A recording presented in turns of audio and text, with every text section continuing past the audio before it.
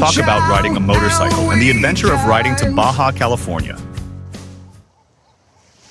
You know that feeling when a dream you've held on to for like ages finally starts happening. Oh yeah, that initial click. Exactly. Well, today we're diving into exactly that moment. It's the start of a motorcycle trip down to Baja California. 3 friends making it happen. Right, we've got some notes here from their log titled Ride to Baja. 3 friends, 3 bikes, 1 adventure. And our goal really is to kind of get inside those first few hours. The feelings, the sights, the sounds. What makes an adventure feel real right at the start? And these guys, Yuval, Chris, and Eitan, they were serious. This wasn't just hopping on the bikes near home. They actually towed their motorcycle all the way from New York and New Jersey out to Phoenix, Arizona. Wow, yeah, just to skip the winter riding, I guess. Seems like it. Smart move. And the bikes. 2 BMW R1250 GS Adventures, pretty rugged. Looks like they've each seen about 30,000 miles already. Okay, so seasoned bikes. Yeah, and the third rider was on a 2004 Honda Goldwing. That one had over 65,000 miles, so these aren't garage queens, you know. Definitely not. That whole towing effort before the real ride even begins. Yeah. I mean, that says a lot about how much this trip meant to them, doesn't it? The anticipation must have been huge. Totally. It's like the adventure started way before they hit Mexican soil. So, okay, they're in Phoenix. They unload the bikes. What's that first leg like, Phoenix, towards Ensenada? Well, the notes paint a pretty clear picture. They set off west on I-8. It mentions a crisp morning. You can almost feel that cool desert air. And the scenery. Classic American Southwest. Red sands, those big saguaro cacti, mountains off in the distance. Yeah. The usual suspects, but probably felt different knowing where they were headed. Right, context is everything. And then... After about 150 miles or so, they peeled off onto California Highway 94 West. And this sounds like a highlight. Oh, yeah. How so? And described as a beautiful, twisty road. You know, the kind bikers love. Winding through rural California hills, little towns, oak groves. Sounds really scenic. Nice contrast to the interstate. Exactly. And what's interesting is how the log notes the landscape changing as they got closer to the border. Fewer buildings. The roads getting a bit rougher.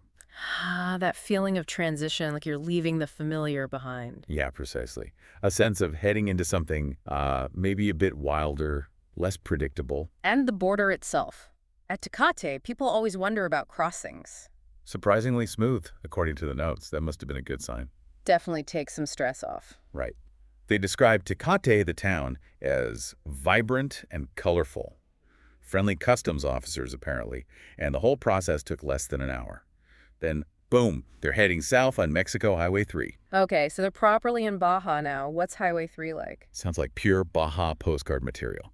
Rolling vineyards, rugged mountains, that iconic landscape finally opening up in front of them. You can imagine the grins inside those helmets. Absolutely. The excitement must have been building as they got closer to the coast, closer to Ensenada. Ah, Ensenada. The gateway, right. What was the arrival like? Energetic. That's the word that comes through. Fishing boats. Mariachi music drifting on the air. Families out walking on the Malecon, the waterfront promenade. So a real buzz to the place. Totally. They apparently just parked the bikes and wandered around for a bit, soaking it all in street vendors calling out, fishermen mending nets, kids playing, that full sensory hit, you know. Yeah, that's when you know you've arrived somewhere properly different. It's not just a place on a map anymore. Exactly. It's the sounds, the smells. Yeah. That's what makes it real. And you can't talk about arrival without talking about the first meal, right? Oh, for sure. They found a small, authentic Mexican spot. And the food sounds incredible. Fish tacos, naturally. Carnitas, grilled octopus. Wow, okay. Proper Baja welcome. Yeah, and cold cervezas, of course. The notes emphasize the flavors, bold, smoky, unforgettable. That first real taste, Yeah, it cements the experience, doesn't it? absolutely. Food is such a powerful anchor for memory and place. That meal probably confirmed it for Yuval, Chris, and Eitan. Like, okay, we're here. We actually did it. And the log wraps up that day saying something like, as the sun set over the Pacific, we knew we were exactly where we were meant to be. That's a pretty profound feeling for day one. It really is. So recapping day one, you've got the buildup, the anticipation finally breaking into motion. Then the ride itself, with those shifting landscapes from Arizona desert to California hills to Baja vineyards. Right. The smooth border crossing, which is always a bonus. And then hitting Ensenada, that vibrant sensory overload in the best way. The sounds, the sights, and finally, that amazing first taste of local food. It's all about those initial moments, isn't it? The ones that confirm the dream is now reality. Which kind of brings it back to you listening. Think about a time you finally started something big, something you dreamed about. What were those very first sensory details that hit you? That smell, that sound, that first taste that made you think, okay, wow, it's happening. Yeah, what was your first taste that made it all feel undeniably real? Often it's those small, vivid things that stick with us the most, telling us we're finally on that path.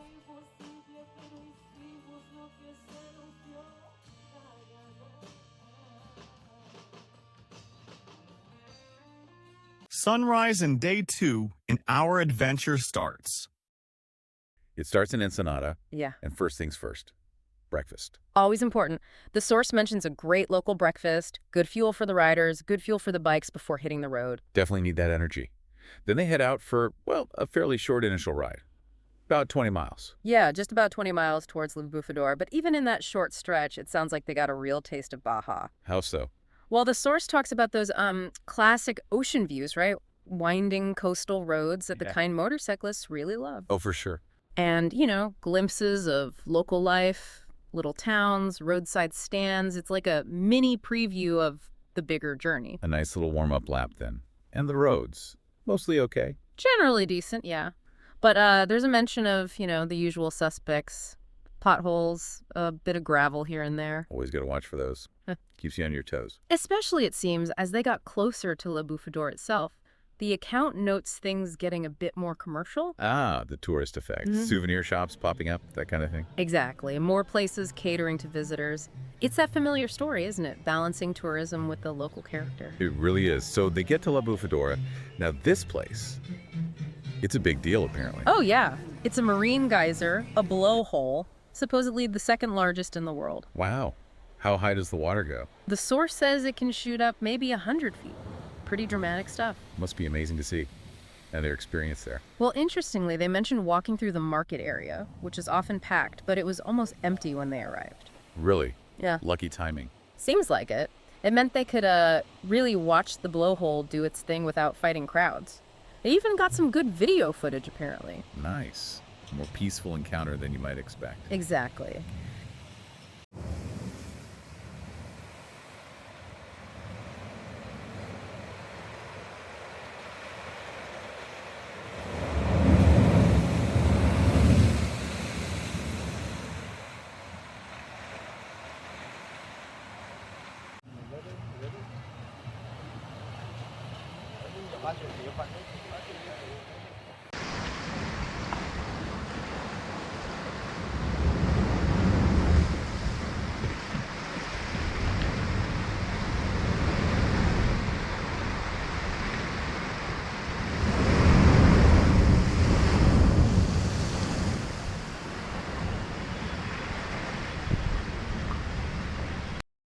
So after taking that in, they left La Bufadora around 10:30 a.m.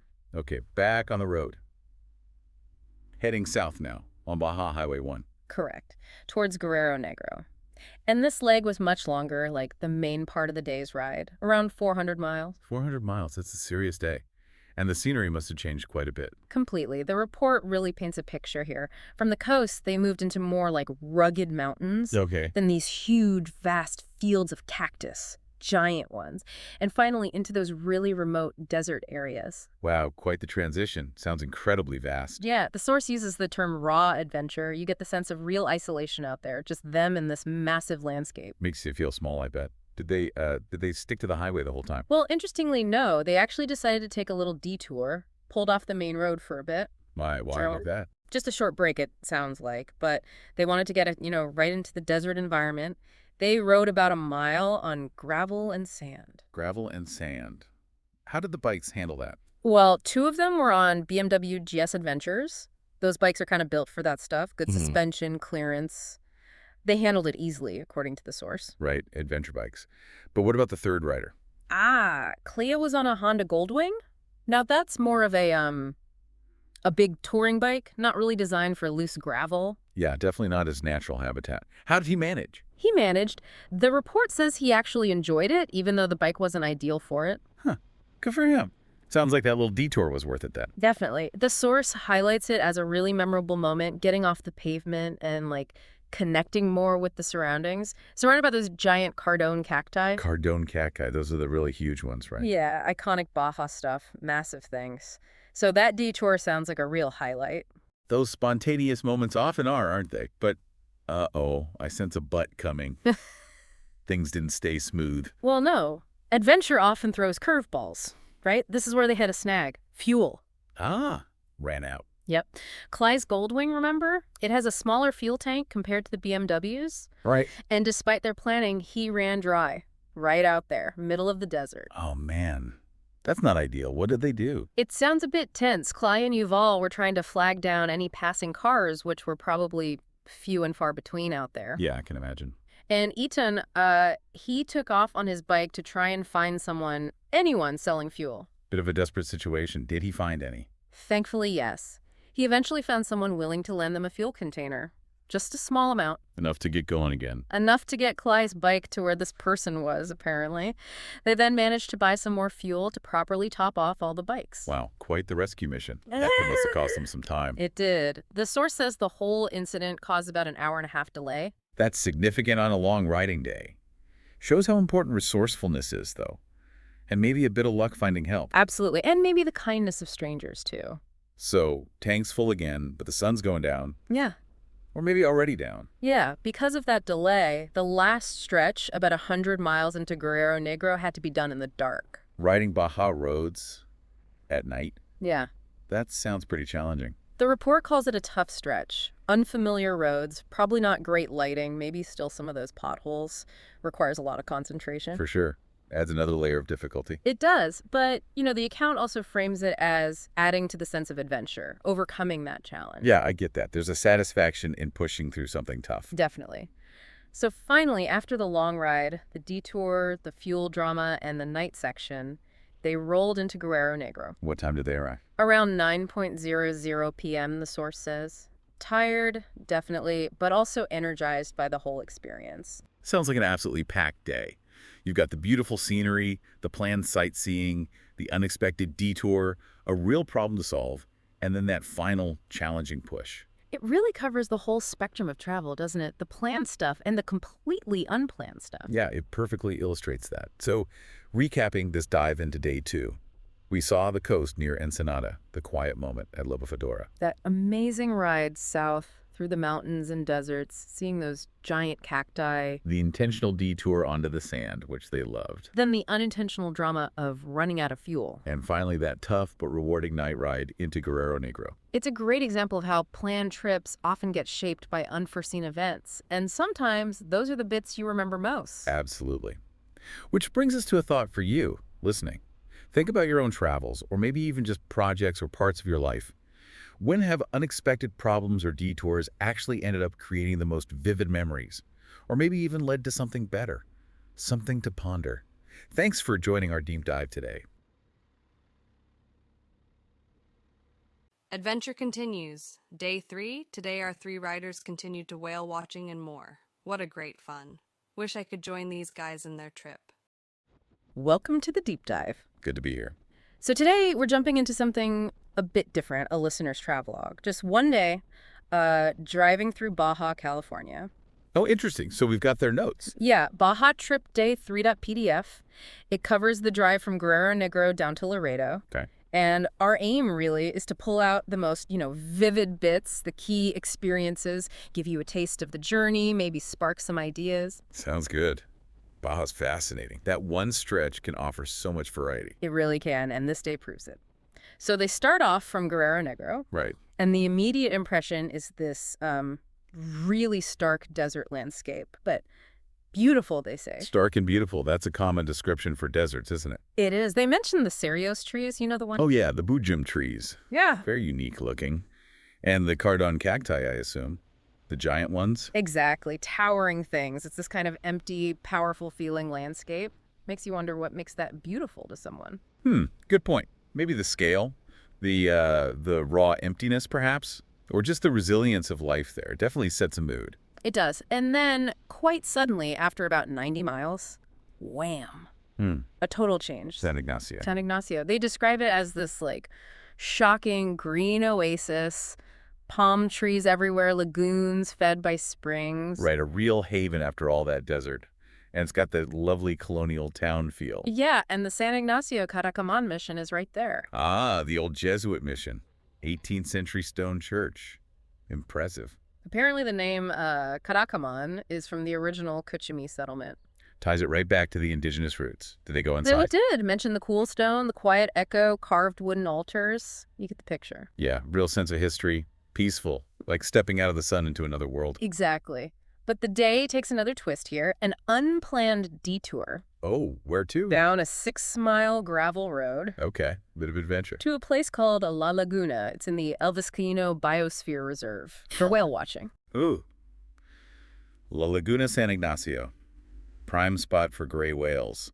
That's a fantastic detour. Right. These whales come down from the Bering and Chukchi seas. That's right, thousands of miles. They come to these warm lagoons to give birth. It's incredible. And the listener's description, Oh. wow. They talk about how friendly the whales are coming right up to the boats. They do that there. It's famous for it. Yeah. The friendly whales of San Ignacio Lagoon. They got within 15 yards of a mother and calf.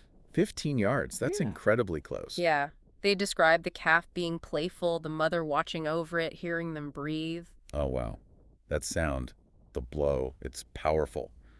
Being that close to such huge, gentle creatures. The listener called it humbling, unforgettable. I can absolutely believe it.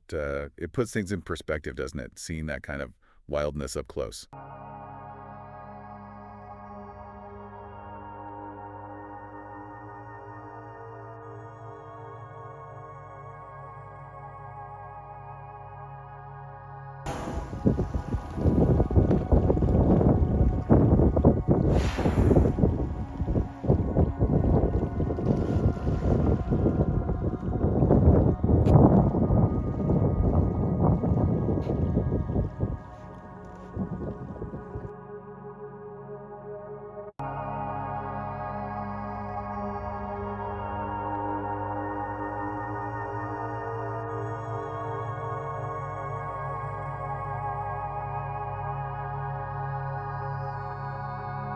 So after that, it's back up the bumpy road. Right, back to San Ignacio. And they arrive back at the plaza and just happen upon a local dance performance. No way, just by chance. Completely. Colorful, traditional outfits, storytelling through movement, an unexpected cultural gem, they called it. That's brilliant.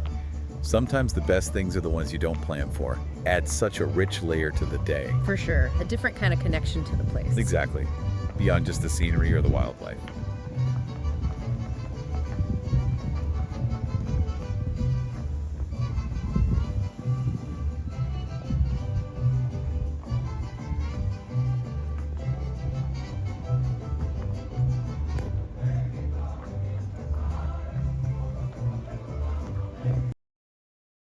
So finally, they get back on Highway 1, heading south towards Laredo. The final stretch. Yeah. More desert landscapes, I imagine, and then the mountains near the coast. Yep, dramatic desert, coastal mountains. They got into Laredo pretty late, tired, but completely exhilarated. I'm not surprised. What a day. You've got the stark beauty, the lush oasis, that powerful whale encounter, and then a spontaneous cultural moment. It really covers a lot, doesn't it? The contrasts are amazing. It really underscores that venturing off the main road, even just down a gravel track, can lead to the most memorable experiences. Definitely. So, thinking about this for you, the listener, this single day in Baja, it's like a mini epic. Yeah, a tapestry of experiences.